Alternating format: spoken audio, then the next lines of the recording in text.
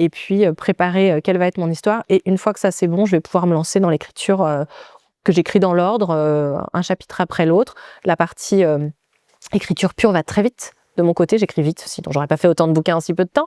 Mais j'écris globalement un chapitre par jour, ce qui fait qu'il y a certains romans qui font 10 chapitres, j'ai mis 10 jours. Bonjour, nous sommes ravis de vous accueillir. Pouvez-vous vous présenter, s'il vous plaît? Je m'appelle Nadia Coste, j'ai 46 ans, mais on n'est pas obligé d'en parler. J'ai plusieurs enfants, au moins 3, et j'écris des romans pour la jeunesse depuis 2011, et à ce jour, j'en ai fait 36.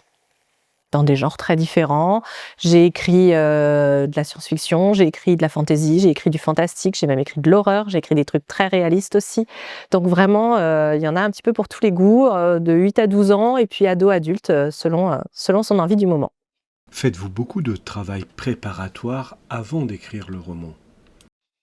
Alors quand j'ai une idée, je la laisse mijoter un moment dans ma tête. Quand elle commence à être assez mûre, il me faut un petit carnet dans lequel je vais noter beaucoup de choses, et puis ça va se nourrir, que ce soit au niveau du monde, des cartes, que ce soit au niveau de qu'est-ce qui a bien pu se passer si on est sur de l'anticipation, je vais faire des recherches, parce que même quand j'écris en imaginaire, on ne dit pas n'importe quoi, donc j'amasse beaucoup de documentation.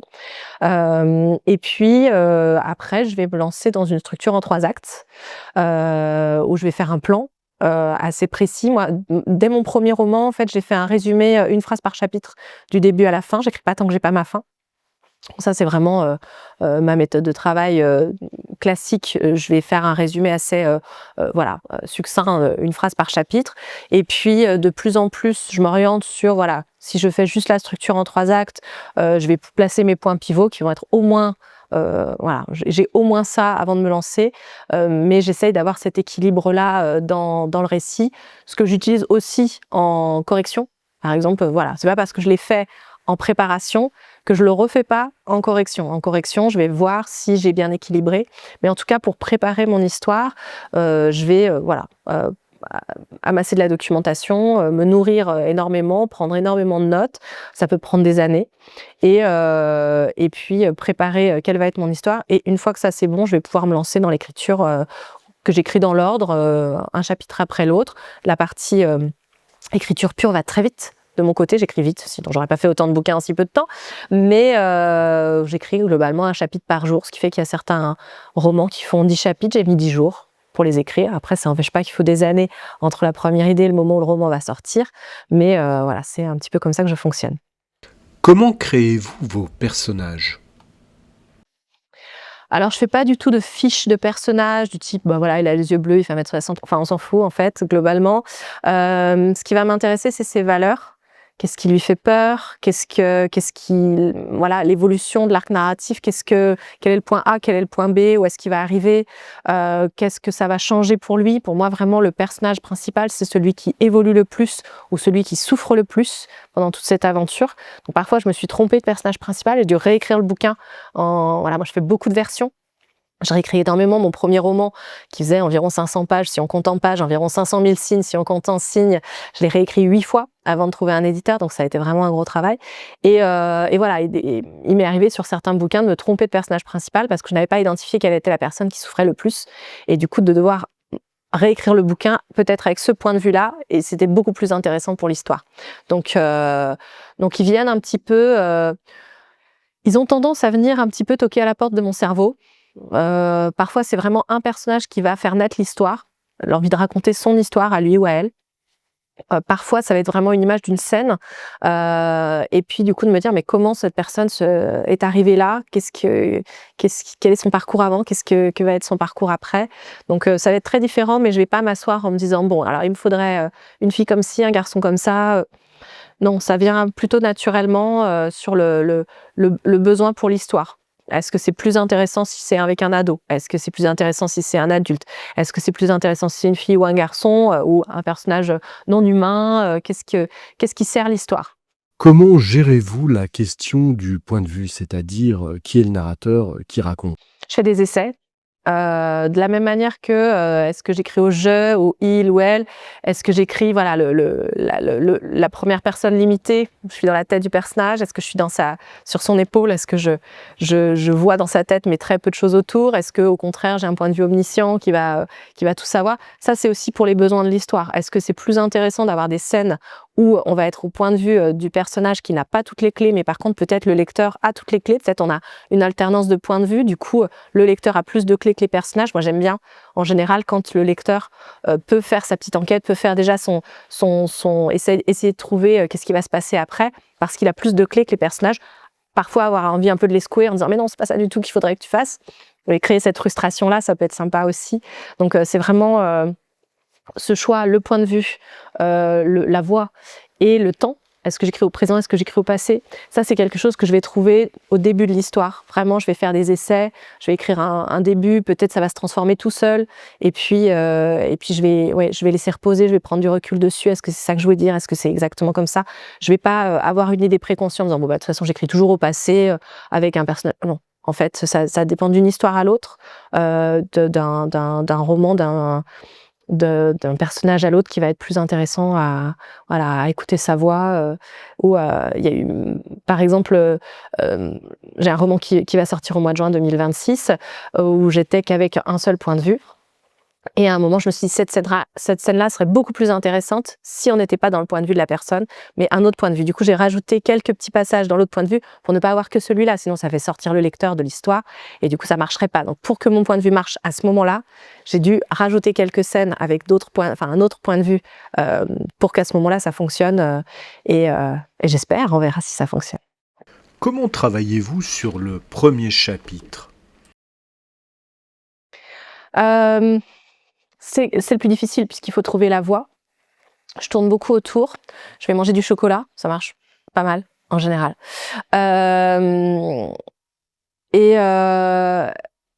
J'aime quand j'arrive pas spécialement à savoir par quel bout commencer, parce que c'est assez vertigineux, surtout quand on a l'habitude de faire beaucoup de versions. Quand on est chapitre 1, version 1, tout est ouvert, voilà, il y a un côté vertigineux de se dire oh bon, c'est que le début et ce sera peut-être fini dans 2 ans, dans 5 ans, on sait pas. Et du coup, pour contrer ce côté, c'est pas vraiment de l'angoisse de la page blanche, mais en tout cas, ça pourrait s'y rapprocher. J'écris à la main.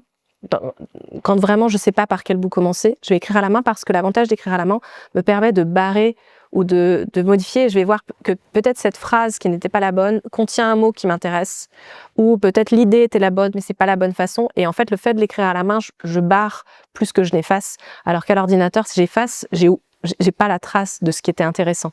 Donc quand je bloque sur quelque chose ou quand je sais pas trop comment commencer, je vais commencer par écrire à la main. Et souvent, c'est ce qui va me permettre de trouver la voie aussi du ton du roman.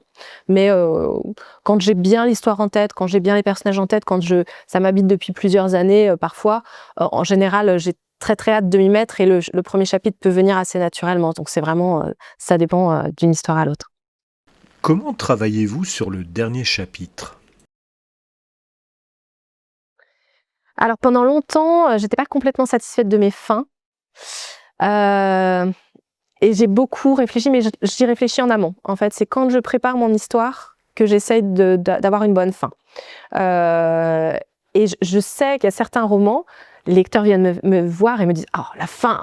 Voilà. Et je sais que j'ai réussi mon boulot. C'est-à-dire que la fin, c'est ce qui va faire la différence entre un bon roman et un coup de cœur pour le lecteur. C'est comme le dessert au restaurant. On a mangé un bon repas, on mange un bon dessert, on se rappellera super repas. Si on a un dessert moyen ou qui nous reste un peu sur l'estomac, on se dit oui, bon, c'était pas mal, mais on va oublier un peu à quel point, en fait, on a pris du plaisir. Donc, pour moi, j'essaye de travailler beaucoup mes fins, de plus en plus en tout cas, pour qu'elles soient satisfaisantes pour le lecteur, ou qu'elles créent un effet, en tout cas,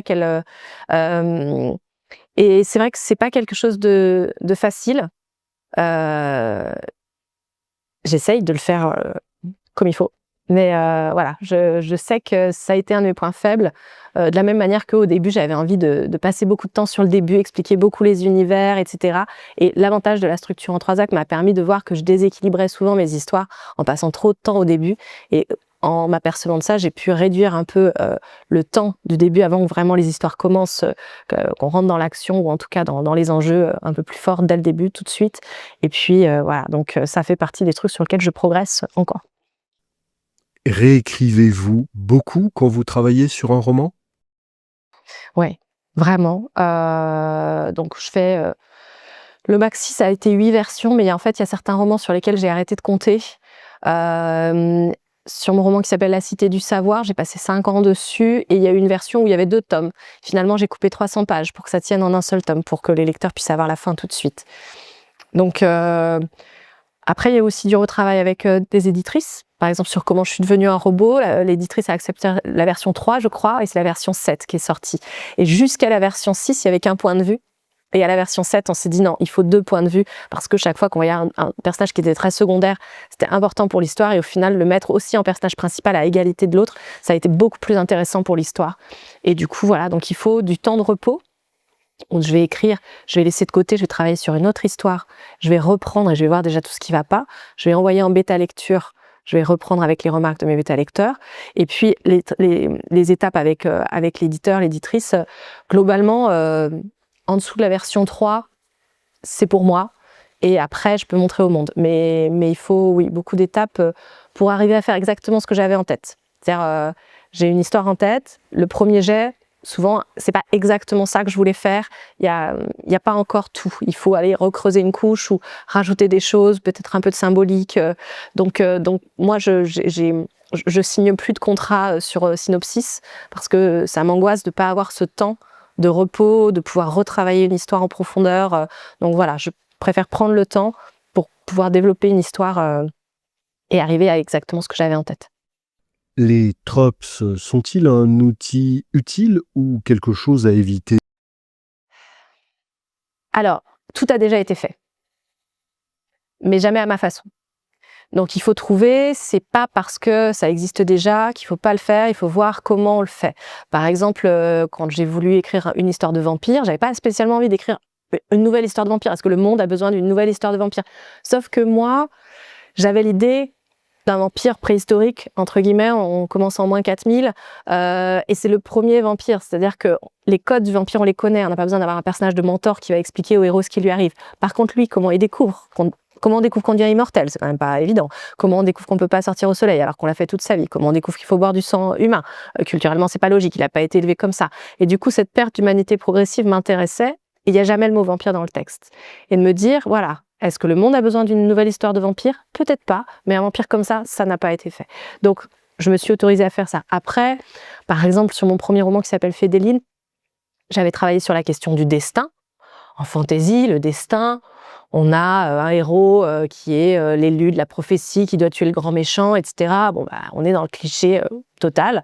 Moi, j'ai fait l'inverse. J'ai utilisé ce cliché-là et je l'ai détourné dans le sens où tout le monde a un destin, sauf une personne. Et donc, c'était son histoire à lui. Donc, c'était plus intéressant. Donc, je connais le cliché, je connais le trope et je vais l'utiliser. Là, j'avais envie d'un petit triangle amoureux pour enfin, un coin, parce que c'est pas vraiment un triangle, puisqu'il y a pas, enfin voilà, il y a quand même que 2 personnages amoureux d'une même personne, donc on n'est pas sur un vrai triangle techniquement, mais je voulais pas que ce soit donc c'est le roman qui sort qui s'appelle La nuit gagnera l'océan, qui va sortir chez Scrinéo là en juin 2026. Et j'avais pas envie de faire de la romance, de la romantasy, c'est très à la mode, il y en a beaucoup, bah, il y a des tas de gens qui font ça super bien, moi j'avais pas envie de ça, mais je me suis pas empêchée d'ajouter ce petit triangle amoureux dans mon histoire, parce que l'histoire le nécessitait, et que ça pouvait être intéressant justement pour les dynamiques des personnages, mais on peut jouer avec ça, mais la question c'est est-ce que je vends le bouquin en disant c'est une romance avec un triangle amoureux? Non, c'est pas ça. Donc il faut les connaître. Il y a des gens qui sont très friands de ça. Mais moi, j'ai tendance à faire soit l'inverse, soit aller dans quelque chose de différent. J'aime bien voilà, chercher un peu d'originalité aussi. Donc, je vais pas spécialement chercher un trope en me disant, bah tiens, Enemies to Lovers, je l'ai jamais fait. Non, enfin, voilà. Je cherche pas à tout prix à rentrer dans une case, ce qui peut être problématique sur d'autres. Après, pour placer le roman, c'est pas toujours évident parce que justement, ça rentre pas dans quelque chose de classique, donc c'est un peu parfois plus difficile à vendre à un éditeur. Mais après, je trouve qu'au niveau des lecteurs, cette originalité-là, en général, ils l'apprécient. Construisez-vous l'univers narratif? Oui. Ça, c'est vraiment le truc que j'adore faire. En fait, je pourrais y passer des heures. En fait, c'est exactement comme un enfant de 4 ans qui joue au Playmobil dans sa chambre pendant des heures, quoi. Moi, je faisais ça quand j'étais petite. Je faisais des mondes, j'installais des trucs et presque l'installation prenait... Enfin, si je faisais ça sur un week-end, j'avais une journée d'installation de monde et une journée où je jouais vraiment.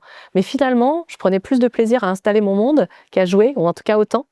Et ben, je fais ça avec mes histoires. C'est-à-dire que je vais passer... pour moi, il y a une espèce de balance dans l'écriture où il y a la partie préparation et recherche. Le world building, ça peut prendre des années et j'adore faire ça. L'écriture pure, j'adore. Les corrections, j'aime moins. Mais voilà, et selon le projet, il y a parfois beaucoup de corrections. Donc après, le ressenti sur le roman, c'est bon, j'ai beaucoup travaillé, il y a eu beaucoup de boulot. Je garde moins le plaisir de l'écriture que tout le boulot qu'il y a eu autour. Il y a certains romans où il y a eu beaucoup de temps d'écriture, beaucoup de temps de préparation et peu de temps de correction finalement, proportionnellement. Et du coup, je garde que le plaisir de l'écriture. Mais oui, le world building, surtout sur de la fantasy. Mon premier roman, j'ai inventé des calendriers, des cartes. Enfin voilà, j'ai dessiné mal, mais des choses pour imaginer, voilà, plein de noms en disant mais ils peuvent pas appeler ça comme nous on l'appelle parce que ça fait sortir du monde, c'est sûr. Et là, j'ai beaucoup simplifié. Maintenant, en avançant, même en fantasy, on n'est pas obligé d'inventer des mots pour tout. En fait, on peut aussi simplifier ça. Pas obligé de mettre des bâtons dans les roues du lecteur qui va pas se rappeler exactement ce que c'est que ce truc-là bizarre. Voilà. Donc, j'allège un petit peu sur la création de monde. Je vais mettre des noms spécifiques uniquement sur des choses spécifiques à l'univers. Et si ça existe dans notre monde, on peut aussi utiliser des mots qu'on connaît. Donc, voilà, mais en science-fiction, j'ai fait beaucoup de prospective aussi avec des articles scientifiques, voilà, des idées basées sur des recherches sur, par exemple, la France en 2050, des choses comme ça. Donc, j'ai pris des éléments réels pour construire, se dire, OK, érosion des côtes bretonnes, érosion des côtes normandes, qu'est-ce qui se passe pour les centrales nucléaires qui se trouvent là, qu'est-ce qu'on fait, etc. Et donc, j'ai tiré les fils comme ça pour après, petit à petit, créer un monde, enfin, en tout cas, un futur possible, plausible. C'est vraiment la différence entre réel et réaliste et vrai et vraisemblable. C'est-à-dire, j'écris pas des histoires vraies, j'écris pas des histoires réelles. Enfin, parfois, je fais des histoires contemporaines, mais globalement, j'essaye qu'elles soient le plus vraisemblable possible. Comment vous êtes-vous formé à la narration et à l'écriture ? Alors, j'ai commencé sur un forum de jeunes auteurs qui s'entraident pour améliorer leurs manuscrits avec la bêta lecture, donc la relecture critique, qui m'a permis de relire d'autres personnes que moi. Et donc, en relisant les autres, j'ai appris beaucoup sur mon écriture à moi. Et puis, petit à petit, donc, je suis allée lire un petit peu des ouvrages techniques, la dramaturgie d'Yves Lavandier, John Truby. Alors, John Truby, j'ai quand même un petit peu de mal parce que je le trouve très rigide, parce qu'il a tendance à dire « vous pouvez changer une de mes étapes ». Mais vous allez vous planter. Donc moi, je suis un peu plus souple avec Truby. J'ai fait mon roman de vampire dont je parlais tout à l'heure. J'ai fait Truby à l'échelle d'une partie. Il y a 3 parties, donc chaque partie suit les 22 étapes et l'ensemble suit les 22 étapes. On se met un petit peu de challenge. J'avais essayé des méthodes, genre la méthode flocon aussi. C'était très à la mode à l'époque sur les réseaux. Enfin voilà. Et puis j'ai eu la chance de suivre une masterclass avec Christophe Lambert qui a été le script doctor sur mes premiers romans et qui a fait toute une masterclass sur la structure en 3 actes. Et c'est vrai qu'à partir de là, moi j'ai énormément progressé. Et donc j'ai continué à me nourrir, à relire un petit peu ce genre d'ouvrage, voilà, d'aller un petit peu plus loin. J'ai aussi fait une formation pour apprendre à adapter mes romans en scénario. Et du coup, forcément, ça m'aide aussi de ce côté-là pour structurer une histoire. Voilà, ça fait partie de mes fondamentaux. Quel serait votre conseil à un auteur débutant ? La régularité. Alors, il y a des gens qui vont se dire, moi je prends 15 jours de vacances et je fais que ça, pourquoi pas? Mais j'ai tendance à dire, si le soir vous faites 1 heure de sport ou 1h30, vous allez faire du théâtre en amateur, voilà. Bon, alors il y a des gens qui vont faire du théâtre en amateur qui ne deviendront pas forcément comédiens professionnels. Il y a des gens qui vont faire du foot en amateur qui ne deviendront pas forcément footballeurs professionnels. Pour l'écriture, vous pouvez vous prendre une plage, vous dites, je sais pas, le mardi de 18h à 19h, c'est le moment où j'écris. Et vous écrivez 1 heure par semaine. Si vous pouvez faire tous les jours, c'est merveilleux, mais souvent on a du mal à trouver ce temps-là. Il faut voler ce temps-là. Mettons, je me mets ma plage d'écriture. 1 heure par semaine. Bah, au bout d'un mois, j'ai peut-être un chapitre. Au bout de quelques mois, je vais en avoir plusieurs. Au bout d'un an, j'ai un roman. Donc, en fait, c'est-à-dire, après, est-ce que ce sera un bon roman? C'est un autre problème. Mais il y a 2 catégories de personnes pour moi. Il y a ceux qui écrivent et ceux qui ont envie d'écrire. Et la différence, c'est de s'y mettre. Donc, quand on s'y met, bah, on fait un peu tous les jours, ou on fait un peu toutes les semaines, ou un peu, voilà, à chaque vacances, je sais pas, mettez-vous trouvez le moment qui vous convient. Et à ce moment-là, on avance. Et puis après, quand on a une base, on peut toujours la corriger, on peut toujours progresser, on peut toujours améliorer.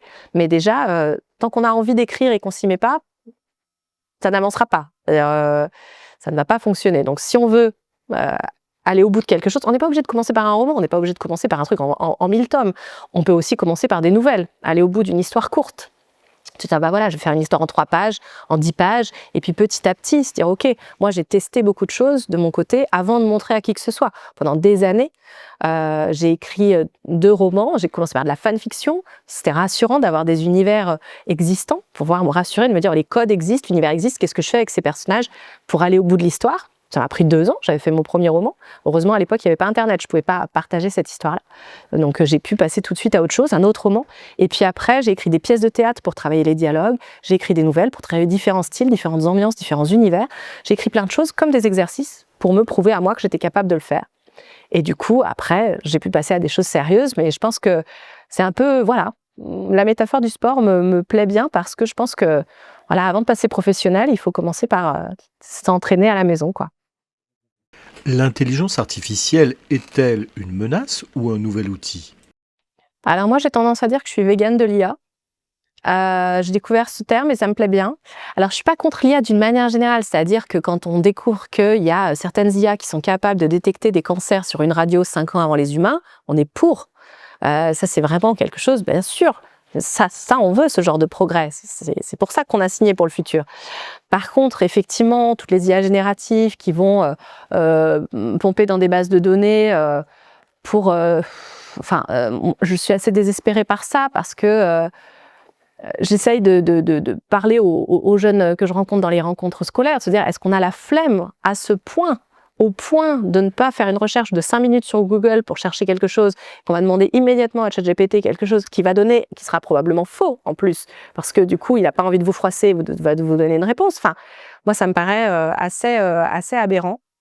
Et le côté écologique en moi me fait questionner le fait que mes petits-enfants puissent peut-être un jour ne plus avoir d'eau potable à cause de quelqu'un, de toute une génération qui va s'amuser à se faire des avatars en mode Ghibli. Je veux dire, et à un moment, c'est gadget. Tant que ça reste un gadget, pas longtemps, parce qu'on joue avec 5 minutes, puis après, on va tous se rendre compte que, voilà, on va le garder uniquement pour ce qui est utile.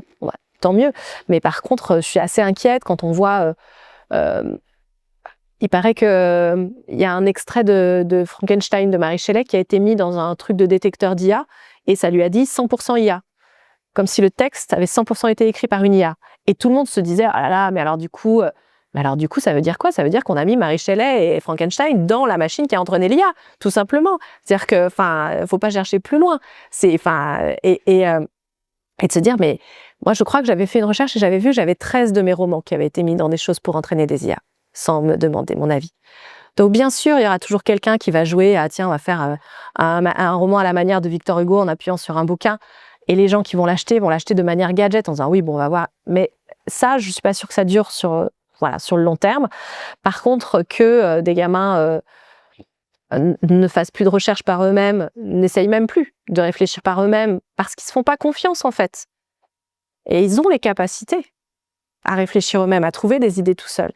Et le fait de ne pas se faire confiance et de laisser la machine faire, on voit bien à quel point le cerveau se ramollit, pratiquement. C'est-à-dire qu'il y a des études qui ont montré que des tâches simples que faisaient des jeunes, après ils utilisaient des IA, et après ils n'étaient plus capables de faire les tâches simples scolairement, quoi. Donc il y a un moment, c'est très inquiétant. Donc je pense qu'il y a une réglementation à avoir, effectivement, pour limiter au niveau du contenu créatif et au niveau scolaire.